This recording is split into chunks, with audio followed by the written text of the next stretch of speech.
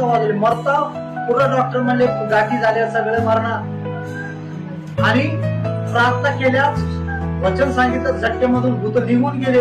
दुसऱ्या दिवशी तर चालू लागले ते धोतर घालून, आणि इथं सुद्धा आले, इथं सुद्धा ढुलकी वाजवली त्यांनी गाण्याला.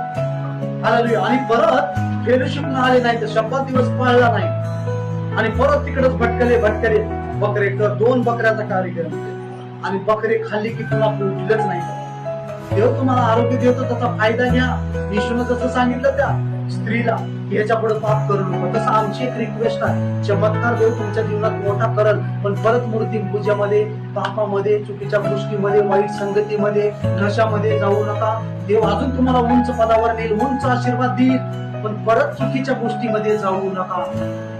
येशू म्हणते, मी तुझ्यासाठी तुरसावं रक्त दिले, त्या रक्ताचा अपमान करू नको. मी स्वातंत्र्य तुला दिले, ते असं उडवण्यासाठी नाही, कारण नियमशास्त्राच्या दंडापासून मी तुला वाचवले, पण आता तू आत्म्याचा नियम पाळ, पवित्र आत्म्याचा नियम आता पाळायला शिक. हालेलुया. पवित्र आत्म्याचा नियम काय? एकत्र जमणं, रविवारच्या दिवशी एकत्र येणं, हालेलुया, प्रार्थनेमध्ये सहभागिता करणं, या सगळ्या गोष्टी आल्या आत्म्याचा नियम. हालेलुया. जर जुन्या करारात